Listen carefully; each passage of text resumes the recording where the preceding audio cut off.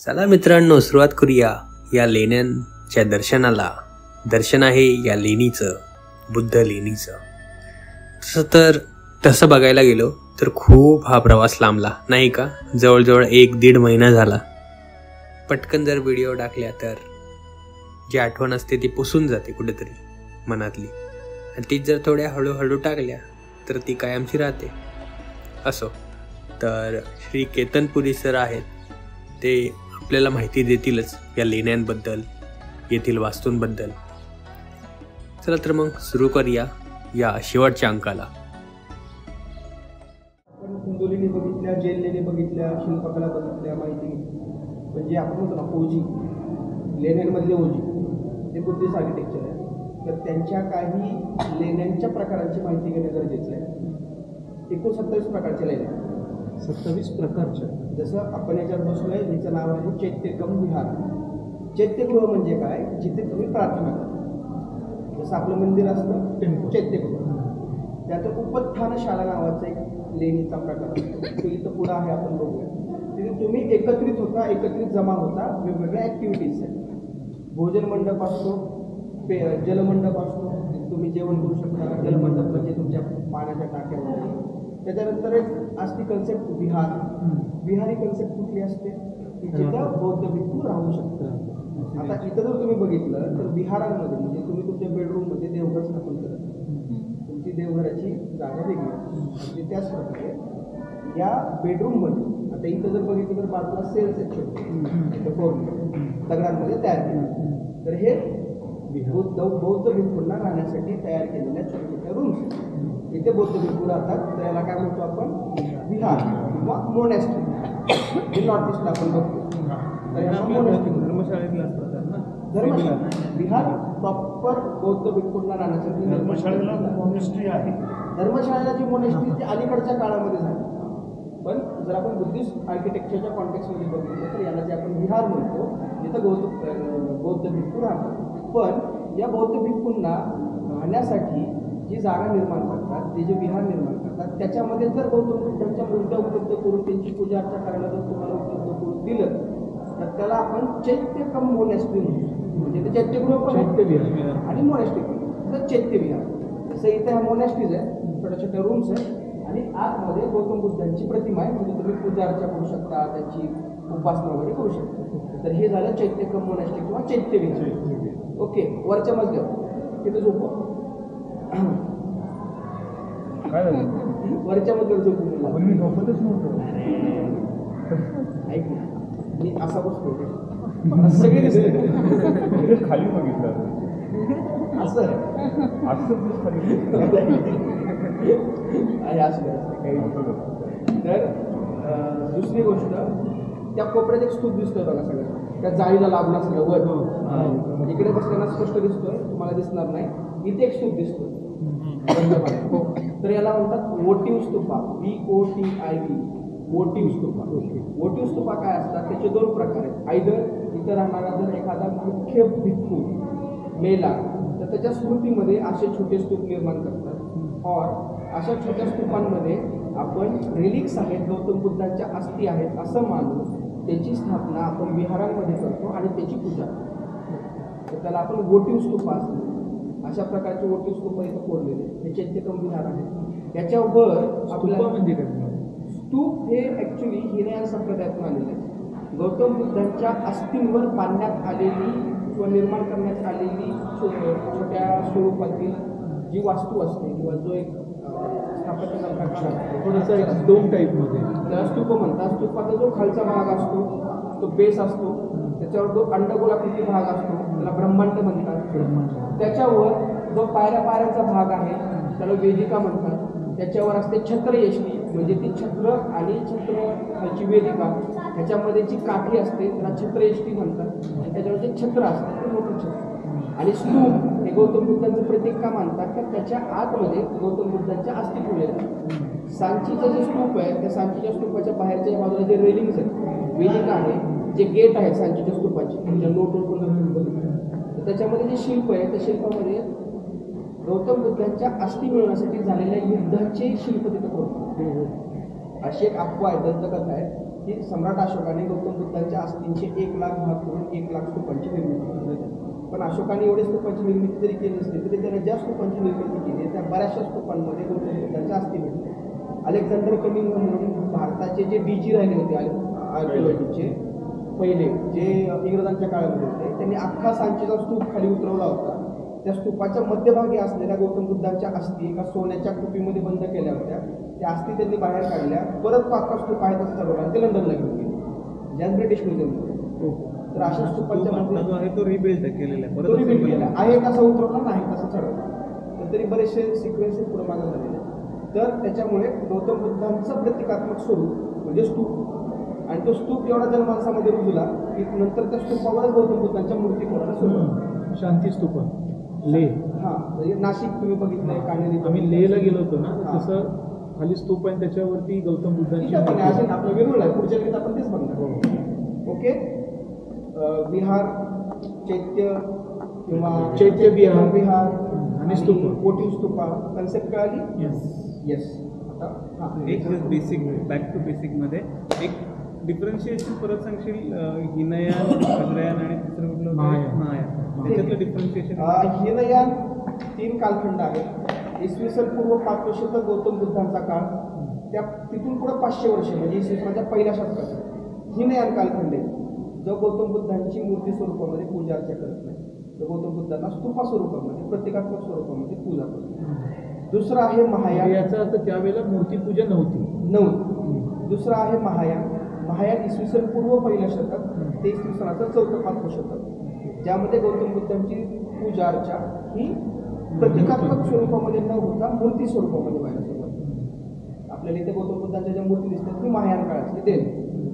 महायानाने गौतम बुद्धांना सगळ्यात पहिल्यांदा मानवी रूप मूर्तीच्या स्वरूपात. आणि तिसरा जो तो वज्रयान, जिथं आज आपण बसलोय 5व्या शतकापासून कंटिन्यू नेपाळ भूतानकडे अजूनही वज्रयान बुद्धिझम चालू. येस, शक्य झालं नाही, लक्षात ठेवणं. इथे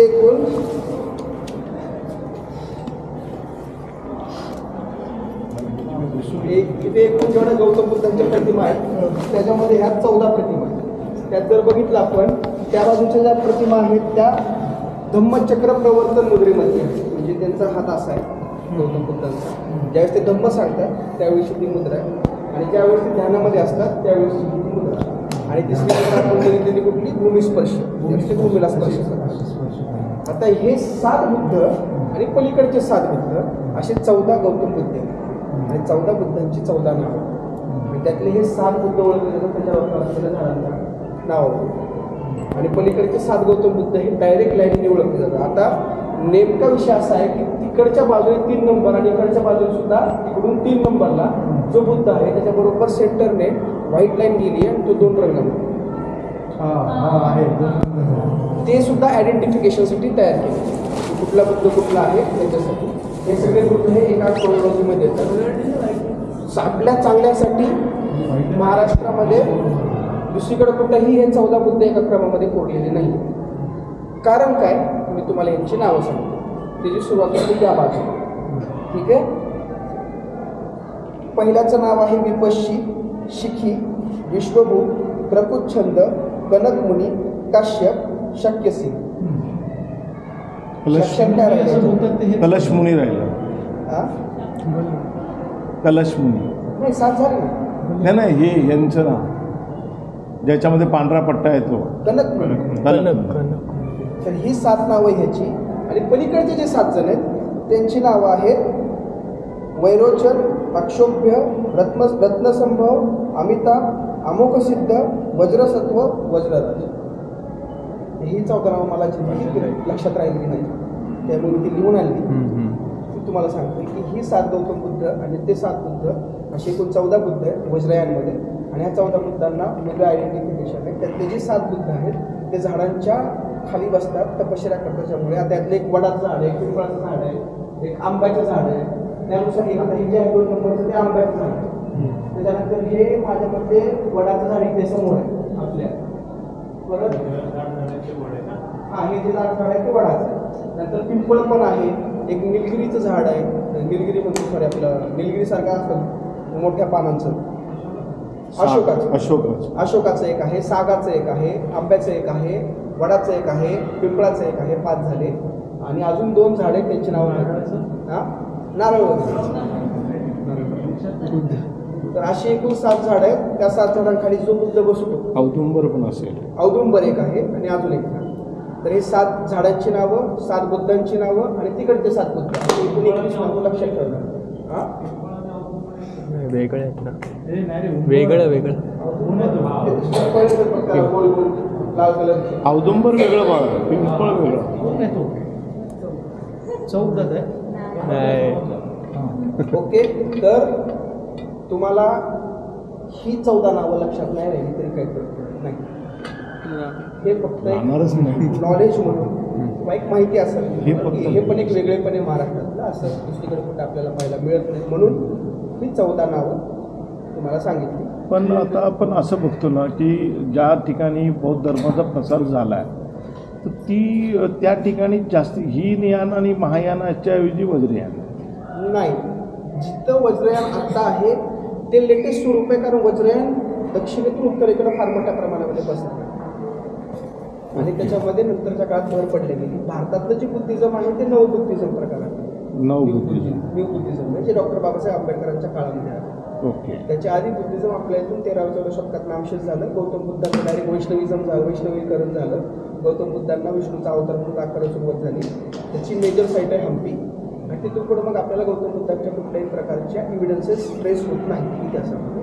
नंतर डॉक्टर बाबासाहेब आंबेडकरांच्या काळामध्ये जे सगळ्यात मोठं धर्मांतर झालं, 5 लाख लोकांनी पूर्ण केली होती, बुद्धिझमची नवीन कल्चर भारतामध्ये आली, तर त्याला आपण नवबौद्ध असं समजतो. ते आणि ते जे धर्मांतर आहे ते धर्मांतर सुद्धा जगातलं सगळ्यात मोठं धर्मांतर आहे. रक्ताचं एक उत्पन्न सांगतो ते पण त्यातल्या त्यात एक विशेष. आणि जो आजचं बुद्धिझमाचं स्वरूप जे नॉर्थ ईस्टमध्ये, नेपाळमध्ये, भूतान, तिबेटमध्ये दिसतं, तर ते वज्रयान बुद्धिझम आहे. पण त्याच्यामध्येही खूप मोठ्या प्रमाणामध्ये इन्फ्लुएन्स झाला आहे. तिथंही अवलोकितेश्वर, वज्रपाणी, तारा, भूकुटी यांच्या पलीकडे काही फारशा देवता दिसत नाही. पद्मपाणी जास्त आहे. तेच वज्रपाणी वगैरे या सगळ्या देवता आपल्याला जास्त प्रमाणात. वज्रपाणी, पद्मपाणी आणि अवलोकितेश्वर यांचं बोधिसत्व. ओके, तर आता पुढच्या लेणीमध्ये अनेक एक क्वेश्चन. समजा इसवी सनाच्या पहिल्या 4थ्या शतकापासून बौद्ध धर्म, जैन धर्म आहे, त्यावेळेला वैदिक धर्म असेल, इसवी सन पूर्व 4थं शतक, 4थं 5वं. तर त्या वैदिक धर्म, जैन धर्म आणि बौद्ध धर्म यांचा इन्फ्लुएन्स इसवी सनाच्या 6व्या शतकापर्यंत कुणाचा जास्त होता? 6व्या शतकापर्यंत जो इन्फ्लुएन्स आपल्याला दिसतो तो बौद्ध आणि जैनाचा दिसतो. पण 6व्या शतकामध्ये अचानक, 6वं म्हणण्यापेक्षा 5व्या शतकामध्ये गुप्त घराण्याचा जो उदय झाला आणि त्या गुप्तांनी ज्या मोठ्या प्रमाणामध्ये वैष्णविझमचा प्रचार प्रसार केला, त्याला जोडून महाराष्ट्रामध्ये वाकाटकांचा उदय झाला, त्यांनी शैविझमचा प्रचार प्रसार केला. ते एवढ्या प्रमाणामध्ये झालं की 100 वर्षामध्ये भारताचं नॅरेटिव्ह चेंज झालं आणि भारत हिंदुइझमकडेच होतो पूर्णपणे. वैदिककडे नाही म्हणताय, कारण वैदिक धर्म हिंदू या कॉन्टेक्स्टमध्ये बोलतोय. म्हणून त्याच्या आधीच गेलं. हे सगळे सांगड एकच वाटते. एकच म्हणण्यापेक्षा तत्कालीन समाजमानावर जो काही एक धार्मिक चालीरीतींचा पगडा होता, तो पगडा इतर समाजातल्या किंवा इतर धर्मातल्या लोकांनीही आहे तसा स्वीकारून स्वतःप्रमाणे त्यात बदल घालून वेगळेपण सिद्ध करण्याच्या नादामध्ये काही नवीन देवतांची ॲडिशन करून तो सगळ्या लोकांसमोर प्रेझेंट केलं. लोकांना ते आवडलं. गौतम बुद्धांच्या महायान संप्रदायामध्ये स्तूपाला हात लावू देत नव्हते. त्याच बाजूला दुसरा एक नवीन धर्म उदय झाला, तो कोणत्या गर्भगृहामध्ये सगळ्यांनी येतो. मग माझी जर बायको एखाद्या धर्माच्या गर्भगृहामध्ये जाऊन देवाचा हात लावत असेल आणि इकडं गौतम बुद्धांच्या स्तूपाला जवळ जाण्याची सुद्धा मला परमिशन नसेल, तर मी त्यांचा स्वीकार करेन. आणि जे राज्य करते, शासन करते, त्यावेळेस शासन करत होते, त्यांचा जो धर्म होता तो राजांनी जो धर्म स्वीकारला तो म्हणजे चालुक्यामध्ये सुद्धा पहिल्यांदा दिसतं की पहिले चालुक्य जे आहेत हे बौद्ध धर्मीय आहेत नाही. आणि नंतर त्यांचं पुलकेशीचा जो शिलालेख आहे त्याच्यामध्ये तो म्हणतो की माझा जन्म कार्तिकी आणि सप्तमातृकांच्या पोटी झाला. पुलकेशीच्या अगोदरचे जे आधीचे जे चालुक्य आहे तर ते चालुक्य एवढे पॉवरफुल नव्हते. ते कुठल्या धर्माचे आहेत आणि त्यांचा धर्म कुठला आहे हे पुढच्या पिढीने फॉलो करावं. म्हणजे जर बघितलं तर अशोकाचा धर्म कुठला? पहिला हिंदू, पहिला जैन. अशोक कशामुळे ओळखला जातो? बौद्ध धर्म. अशोकाची वडील बिंबिसार ते जैन. काय धर्म? जैन धर्म. जैन जैन जैन त्यांचा धर्म वैदिक, हिंदू नाही. वैदिक वैदिक हां बिंबिसारचे वडील कोण? चंद्रगुप्त मौर्य. त्याचा धर्म कुठला? वैदिकच, पण त्यांनी शेवटी जैन धर्म त्यांनी स्वीकारला. जैन. संन्यास गौतम घेताना बुद्धांचा मुलगा कुठल्या धर्माचा? तो आहे कुठला धर्म? वैदिक वैदिक बौद्ध. आणि त्याचा नातू दशरथ, त्याचा धर्म कुठला? वैदिक. अच्छा, म्हणजे ज्यांना जे आवडलं, जसं आवडलं तसं. ज्याला जे ऍक्सेप्ट म्हणजे करायचं. असं त्यावेळेला होतं का की तुला जो आवडेल, तुला जो पसंत पडतो तो धर्म स्वीकारू अशोकाचं धर्म शकतो? बघा ना. अशोकाचा आजोबा, अशोकाचा वडील, नाही, बरोबर आहे, त्याचा चालेल. मुलगा, त्याचा नातू. 5 जणांनी 3 धर्म बदलले. पण आता ही रूढी परंपरा क्रिएट केली आपण की काय?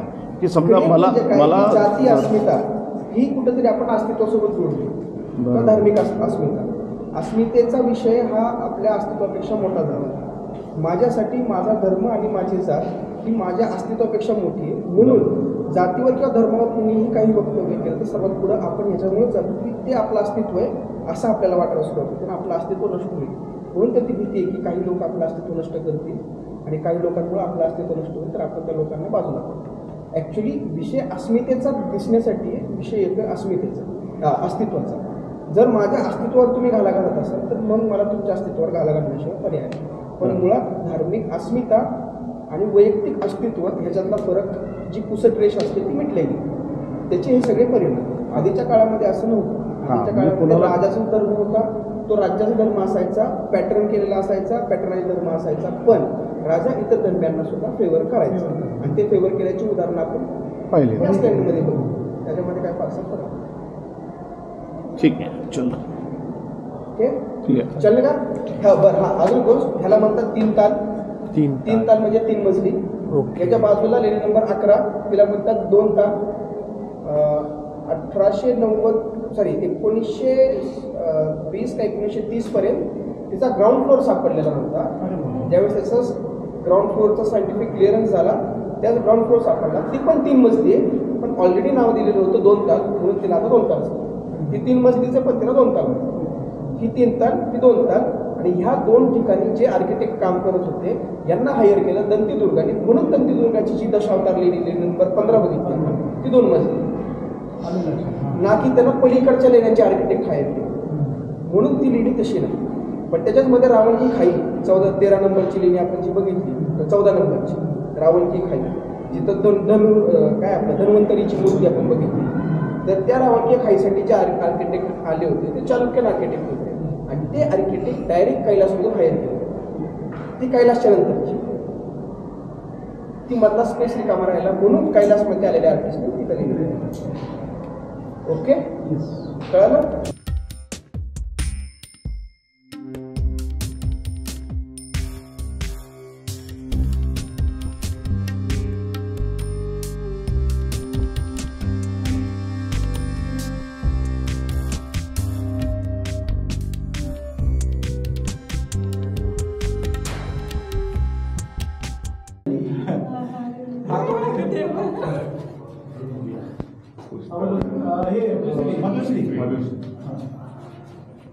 मंजुश्री पद्मपाणी वज्रपाणी हलणार नाही ते.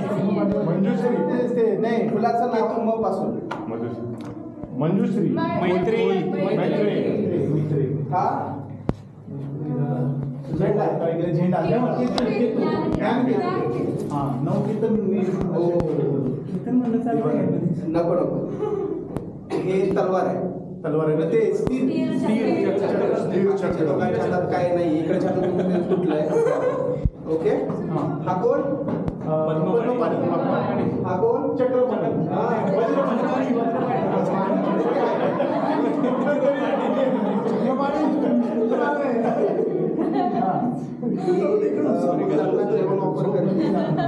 बुद्धाला काहीतरी ऑफर करते जेवण करते. आणि ही जी आहे ही योद्धा आहे, जशी आपल्याकडे महिषासूर मर्दिनी आहे तसं बुद्धिस्ट कॉन्टेक्स्टमध्ये ही देवता आहे. तिचं नाव आहे अपराजिता. आणि या अपराजिताने बुद्धिस्ट कॉन्टेक्स्टमध्ये सुद्धा आपल्याला तिबेट भूतानमध्ये आपल्याला गणपती दिसतो. अपराजिता गणपती हा बुद्धिस्ट कॉन्टेक्स्टमध्ये ज्यावेळेस जातो त्या सुरुवातीला ही अपराजिता गणपतीच्या अंगावर पाय ठेवून उभी असलेली असते. तर त्या अपराजिताने गणपतीला आपल्या पायाखाली घेतलेली ही योद्धा अपराजिता. ओके हेमिस मॉनेस्ट्रीमध्ये बघितलं होतं मैत्री आणि अपजन. मैत्री हे बघितलं होतं. समजलं नाही मला पण हे logic. ओके कळलं. आता वरच्या मजल्यावर एक छोटीशी इम्पॉर्टंट गोष्ट आहे ती बघायची आपण. म्हणजे बौद्ध धर्माला एक बेसिक येस हा अरे हा जंबाल येस खाली सोनं पण आहे त्याचं. हे बघा बघा अरे हो रे हे घे वा हे बघ हे सोनं चल म्हणकर. वा हा जंबाल आणि त्याची बायको हरिती. हरिती या हातात काय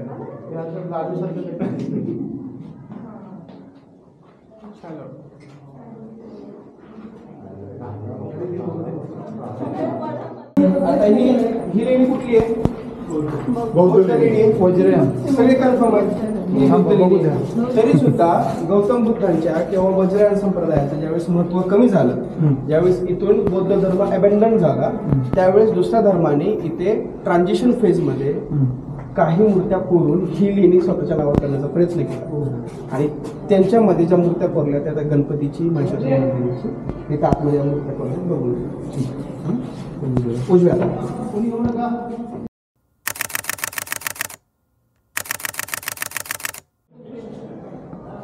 सर आपण मग अशी बोललो आवर ग्लास मोटिव्ह डोक्यावर आहे बघा. अर्धा आवर ग्लास मोटिव्हचा अर्धा पार्ट वर अर्धा मडकं घडवलं तुमच्या डोक्यावर आहे.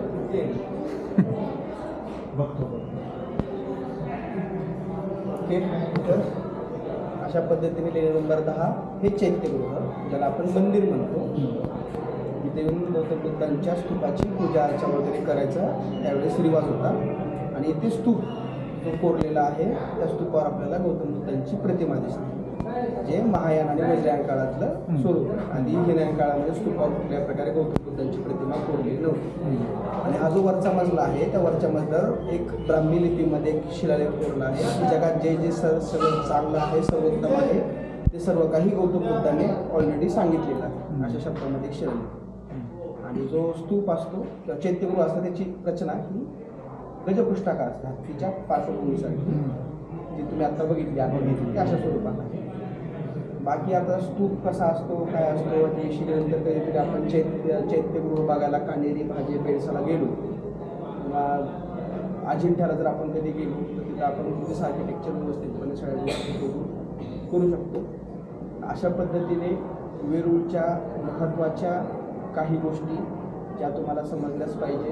वेरूळच्या काही महत्त्वाची शिल्प, वेरूळच्या काही महत्त्वाच्या पौराणिक कथा, वेरूळच्या निर्मितीच्या मागं असणारे आर्टिस्ट, त्यांचं इथं योगदान, त्यांचं असणारं मायग्रेशन, त्यांचं वेरूळवर असणारा प्रभाव आणि इथं जे राजकीय धार्मिक आध्यात्मिक स्थित्यंतरं झाली या सगळ्या गोष्टी मागच्या 2 दिवसात आपण बघितलेल्या आहेत.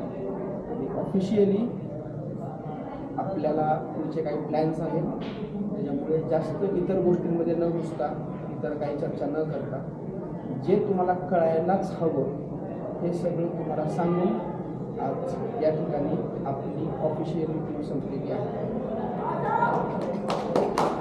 आता इथून पुढे तुम्हाला काही विचारायचं असलं विचारा, काही गप्पा मारायचं असल्या गप्पा मारा, नसेल तर पुढच्या काही लेण्या त्या बघायच्या असतील तर पुढे जाऊन लेण्या बघून फोटो काढून तुम्ही तुमच्या बाकीच्या परतीच्या प्रवासाला येऊ शकता.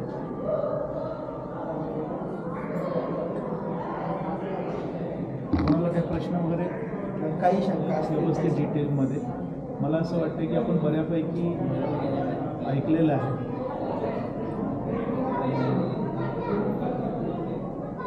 ठीक आहे घेतो असं काय नाही किल्ल्यावरच असं मग दुसरं पण काय असेल तर तसंही विचार, नसेल तर मग एक फोटो काढू सगळ्यांचा. फोटो तर काढून वर पण एकदा जाऊन या. वरचं बघून घ्या कारण वर चैत्य कमान आहे, चैत्य विंडो त्याच्यामधून स्तूप दिसतो काही ती वरची चैत्य कमान आहे ती सगळी बघा. आपण बाहेर जाऊन त्याच्या बॅकसाईडला हरितीचं एक शिल्प आहे.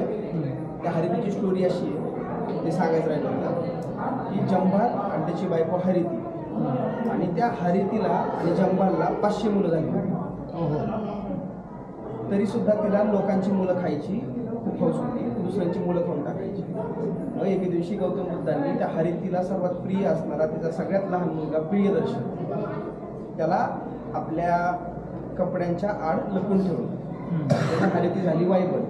आणि तिने हरितीनंतर गौतम बुद्धांची क्षमायाचना करायला सुरुवात केली, सगळ्या केलेल्या चुकांची माफी मागायला सुरुवात केली. त्यावेळेस गौतम बुद्धांनी तिला तिचा लपलेला मुलगा वापस दिला आणि त्याच्या बदल्यात हरितीने कधीही मी मूल खाणार नाही असं वचन दिलं, दुसऱ्यांची पोरं मी खाणार नाही. त्या हरितीचं, जंभालचं आणि त्याच्या मुलाचं एक शिल्प या भिंतीच्या बॅकसाईडला कोरले बाहेरच्या बाजूने. आणि जसं आपल्यामध्ये मातृका आहेत की ज्या मातृत्वाचं प्रतीक आहे, तसं बुद्धिस्ट कॉन्टेक्स्टमध्ये हरिती ही मातृत्वाचं प्रतीक आहे, म्हणून ती मुलासोबत दाखवते. म्हणजे एक स्त्री जी मुलं खाते ती नंतर मुलाचं रक्षण करते. सेम अशी गोष्ट आपल्या कॉन्टेक्स्टमध्ये हिंदू धर्मामध्ये पण आहे. त्याचं नाव आहे सोमस्कंद. त्यातला जो स्कंद आहे तो म्हणजे कार्तिकेय. कार्तिकेयची सेनापती काल आपण 2 बघितले, नैगमेश आणि छगवंत. तर कार्तिकेय त्याचा सेनापती असलेला नैगमेश हे आधी चाइल्ड लीडर होते, त्यांना पालकग्रही म्हणतात. आणि त्याच्यानंतर ते चाइल्ड बिअरर झाले, म्हणजे लहान मुलांचं संरक्षण करणारे. कार्तिकेय आज मुरुगन म्हणजेच कार्तिकेय, जो आज लहान मुलांचं संरक्षण करतो, ही संरक्षक देवता आहे. सुरुवातीला ज्यावेळेस कार्तिकेयची एस्टॅब्लिशमेंट झाली आहे, वेदांमध्ये उल्लेख येतात, त्याच्यामध्ये कार्तिकेय हा चाइल्ड लीडर म्हणजे लहान मुलांना खाणारा, बालाग्रही असं त्याला म्हणतात. जसं बुद्धिस्ट कॉन्टेक्स्टमध्ये हरिती, तसं आपल्यामध्ये कार्तिकेय.